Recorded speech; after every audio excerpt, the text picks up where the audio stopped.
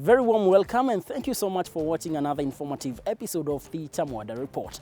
My name remains Elijah Mwangi, sitting in for Alex Chamwada. Today we are going to talk about matters education reforms in Kenya, one of the most controversial topics here in the country. And now it's even getting more complicated because we have two different schools of thought. There are those that think in this country, we do not have education reforms, and rather we have Matiang'i reforms, begging the question, what would happen if CS Matiang'i ceases to be the Cabinet Secretary for Education? Shall we still see a highly guarded exam like we did last year, which was history in the making? Are there systems in place to ensure that tight deadlines are met? That's what we are going to talk about. For now, let's see what's coming up. If 33 E's are many, how about 200 A's in one school? Do you think it's normal? 8 or 9 out of 10 teachers in the country are very serious people, ready and committed to do their work. Why should we allow 1 out of 10 people to have the reputation of a noble profession? Many are talking about exams, but do we have other areas that need reforms? We need to increase efficiency on the way we do things, and especially leverage on technology. You also promote the teachers who perform very well, and it's always good for promotion to come with performance. Curriculum review, the future of 844 system.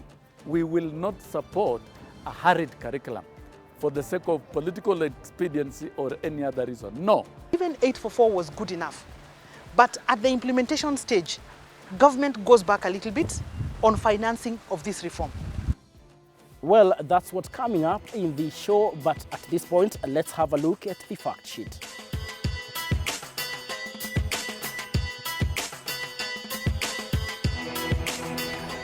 Education system in Kenya is organized into 5 main levels, namely early childhood education, vocational training, professional training, and university programs. Kenya adopted the American education system in 1985 when the 844 education system replaced the 7423 system. The 844 education system has since then received sharp criticism, with some education experts arguing that the system is not skill-oriented, rather it's all about mastery of content.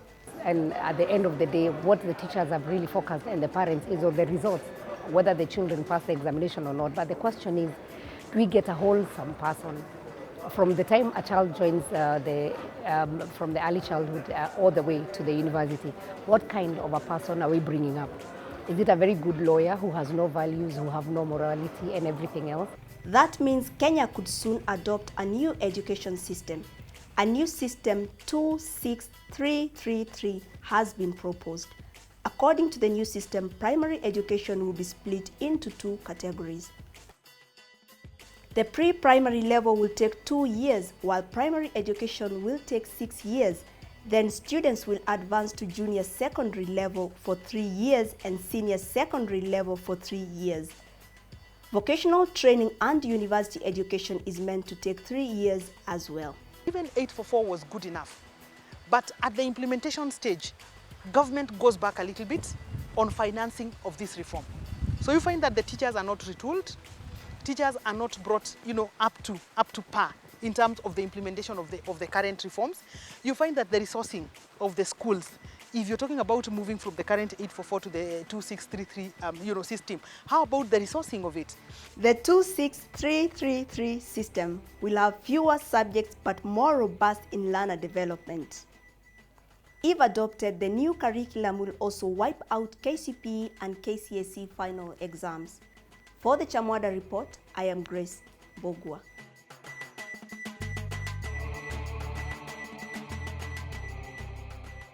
Most of the parents who had their children sit for KCPE in the year 2016 are now keen with Form 1 admission.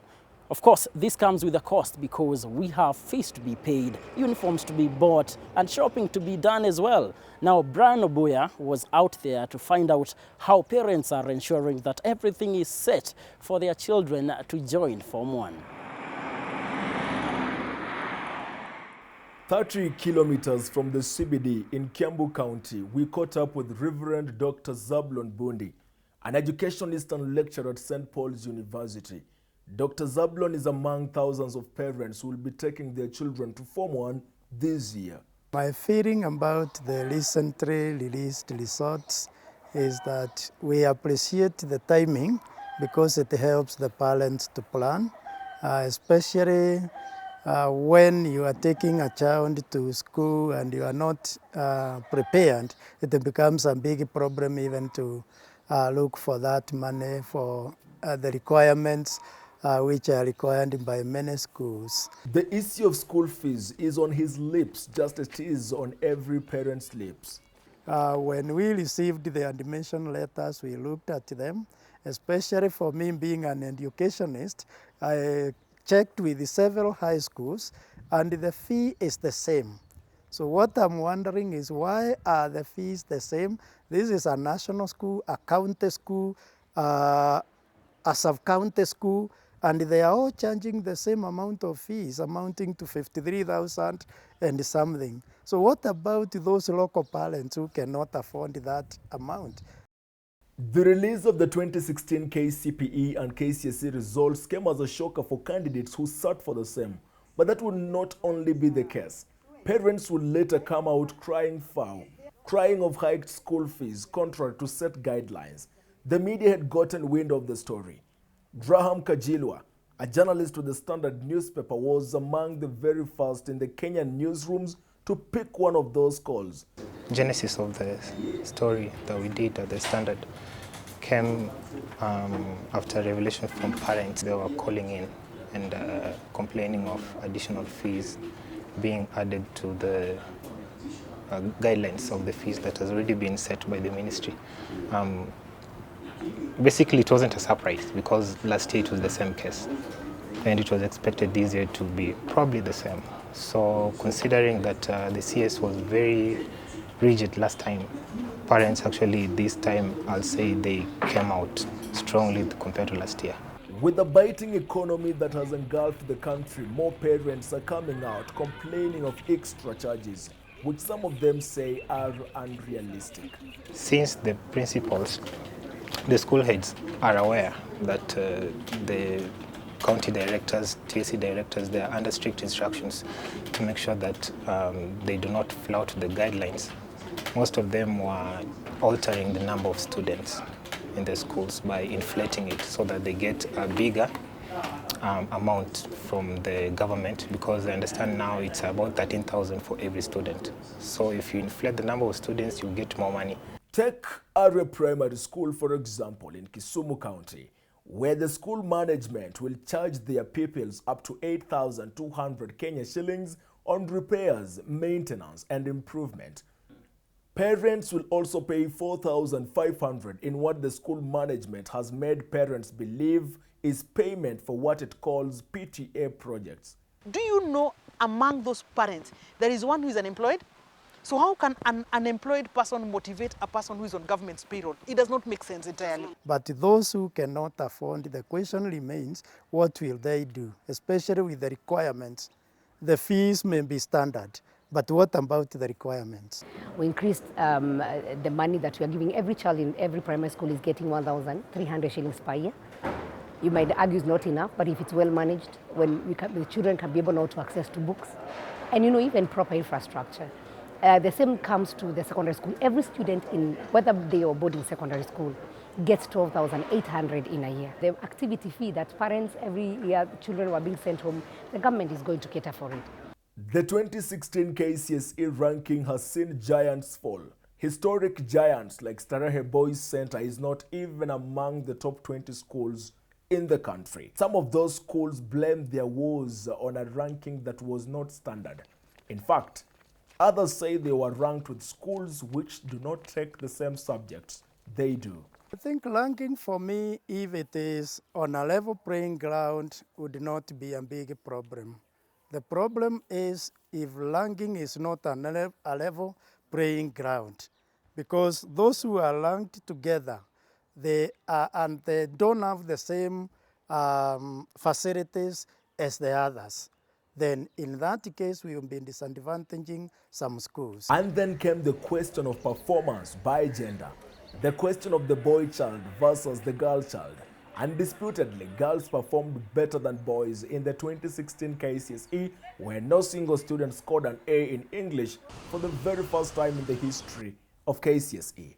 A deep look into the KCSE results of 2016, as much as we have more girls performing better from C+ and above, which is the entry to get into university,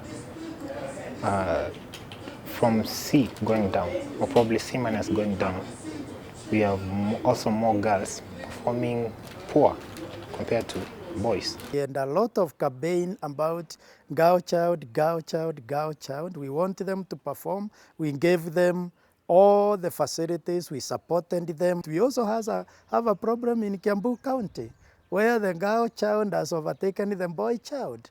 And we are even having issues with girls feeling now the boys are too low for marriage and they want to go it alone.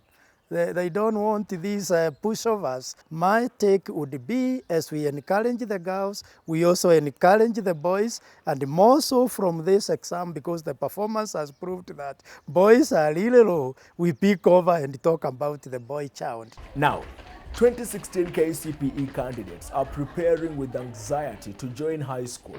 On the other hand, those who sat for their KCSE are learning to live with their results, and even before those results sink, something is brewing in education circles. The Kenya National Union of Teachers, NAT, is seeking that the KCSE results of the 574,125 candidates be recalled immediately. What Sossion is claiming, he says that the exams were done in a rush. The marking, all of it was done in a rush. Probably there were mistakes inside the marking, throughout the marking in the grading system. So people are anticipating that if something, they validate the results afresh, probably they'll come out with better results. The union leadership, in what it calls thorough investigations it has conducted, says that there were manifest breaches of the marking process overseen by Kenya National Examinations Council, NEC. NAT claims that the marking scheme of the results released last month was not discussed. NAT goes ahead to say only one grading system was used, thus condemning one group of candidates to mass failure. If 33 is a many, how about 200 A's in one school? Do you think it's normal for one school to have 100? I mean, everyone, having the same score.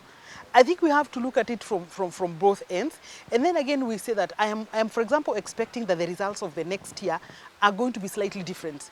Why? Because people now know that it is serious business. Teachers know that they've got to teach if they expect good grades, and learners also know there is no shortcut. We now have to read. But truth of the matter is, there was no learning that was transacting in schools. Schools were only preparing candidates to sit for the exams. So when you have an entire year, and the only thing that you have to do is a few papers, just going through them and going through them and going through the same questions, there is every likelihood that you are supposed to get an A. The union leadership, in a report they call glaring anomalies which cannot be entertained in the education sector, argues that the results are not a true reflection of the performance of the candidates. Ironically, the cabinet minister, Fred Matiang'i, shortly after releasing the historic results in Shimolatewa, said they were true and honest. In fact, Matiang'i said, quote unquote, there was no monkey business this time. The results are clean, clear, and a true reflection of where we are as a country and where we want to go.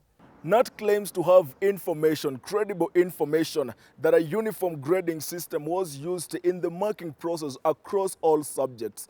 That alone, it says, is a disaster in itself and a decision that must be reversed. NAT went further to explain that this single grading system disadvantaged male candidates who, NAT says, in most schools opt for sciences and mathematics. In 2008, the exam body cancelled results it had released just to release them again, leaving some candidates with a shocking outcome. Could this be a repetition 8 years later? Brian Obuya for the Chamwada Report. At this point, we take a short break, but coming up, We will not accept irresponsibility, especially where it involves our children. The weakest link of any education reforms in this country is the parents themselves. Even in the new curriculum, would have to pay attention to delivery and ensuring that all children learn. Education reforms in Kenya, which will see an overhaul of the curriculum, are meant to address key issues, among them equality of opportunity, equity, diversity, and excellence of all learners. We have to improve our ground game, my colleagues in the education sector, especially those who are in the supervision ranks, the sub-county directors of education, the county directors of education, my colleagues from TSC. We have to improve our game. And in saying this, let's be honest, because we started putting resources in free primary education, free day secondary education. At some point, we actually lost the focus on the management of our sector at the grassroots level. However, some of these reforms have generated a heated debate among the stakeholders. Nat feels that the curriculum review is being rushed. I'm one of those who have criticized any process of rushing the curriculum, because we know the process of reviewing the curriculum is long. It cannot be done in 1 year, in 2 years.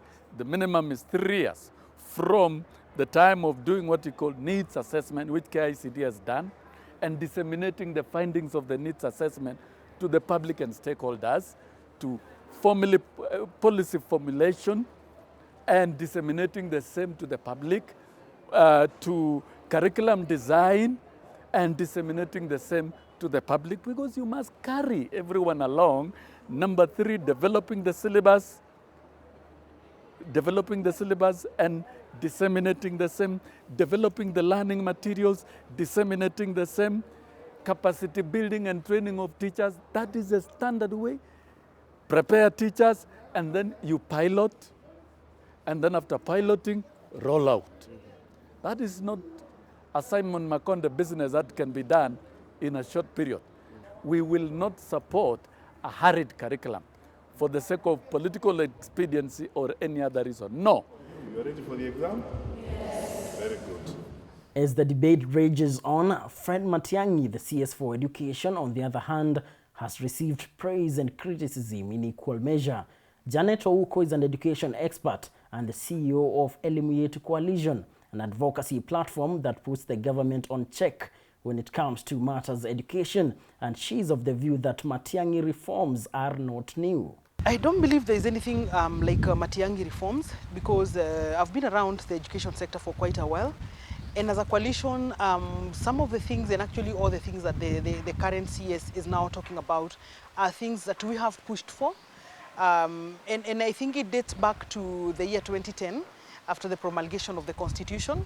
And even before that, because we worked with the committee of experts to ensure some things like the right to education are enshrined within the Constitution. Every child has got a right to education. And this has actually been reaffirmed, in the SDGs, because SDG 4 and 5 are talking about every child's, accessing education, and 5 is now bringing in the issue of girls.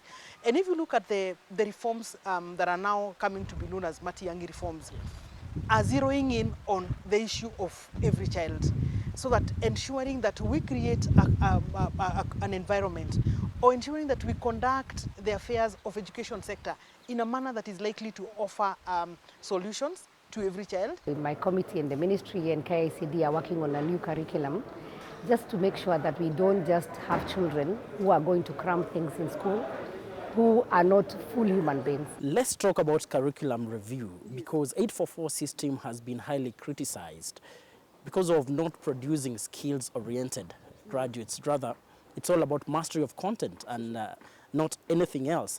Is it the high time that we have a curriculum review and maybe adopt the proposed 26333 system?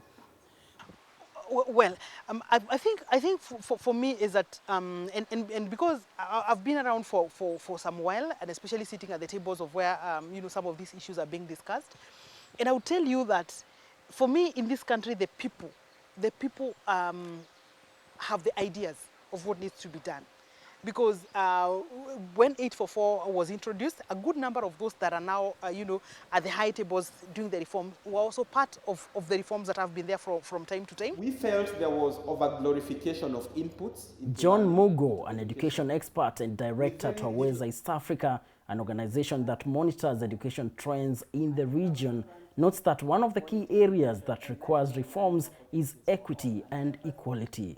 We have seen that a child in Nyeri has 5 times the chances of doing standard 2 work of a child in Wajir, and both these two children are Kenyans. So why is it that in Wajir we have children, 90% of them, going to school without learning, as opposed to only around 48% in Nyeri? So these also differences in Kenya. We need to see how we can have affirmative action that targets not only getting children to school, because that is what mobile schools and low-cost boarding schools were meant to do, but also ensuring that the few that go to school actually also learn. Now, 88,929 students scored C+ and above in KCSE 2016. These students might be lucky to join universities, but what will happen to the rest? Where are these students going to go, bearing in mind that most of the technical institutions were elevated to fully-fledged universities? At this point, we look at the state of education in Kenya and the best way forward. One of the things that is responsible for the so many E's that you saw, number one is what is taught. Have these children been taught the correct thing? Correct thing in terms of what exactly is their capability, what exactly is their ability? Has the education that has gone through them been able to bring out the best in them? And the answer is no. All eyes are now on Matiang'i's next stop of cleanup, institutions of higher learning. Already a crisis is looming in universities. This is due to the poor performance registered in 2016 KCSE. I'm really keen and eager to see, because only a certain number of people have attained the required grade to join university. I'm keen to see all these satellite universities that were set up. Remember, they took up every other polytechnic. It was converted to a university. Never mind whether it had facility or it didn't have. We were just looking for an opportunity to make that extra shilling. Don't even ask who that shilling benefited, because it did not benefit the Kenyans. It just benefited a few people. And I think what we are saying is people have just been seeing corruption in government when you're talking about mega scandals, when you're talking about NYS and talking about, but we have not been bold enough to point at the corruption that has been happening within the education sector. There is a level of professional recklessness among some of our colleagues, irresponsibility, dereliction of duty, and failure with which we cannot live. Time is here, and I support the Teacher Service Commission 100% in all the decisions that the TSC is going to take. When all is said and done, many will be waiting to see whether indeed the proposed reforms will be the solution to the shaken education sector.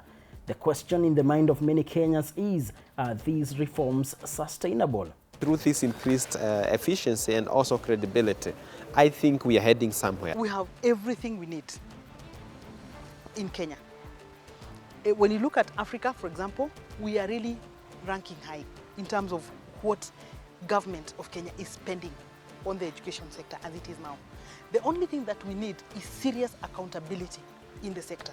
At this point, we come to the end of our show, but remember, the conversation continues online. We've been discussing about education reforms in Kenya, and on behalf of the entire team that has made this possible, a big thank you to you, our viewer, for watching. Bye-bye for now. My name is Elijah Mwangi. God bless.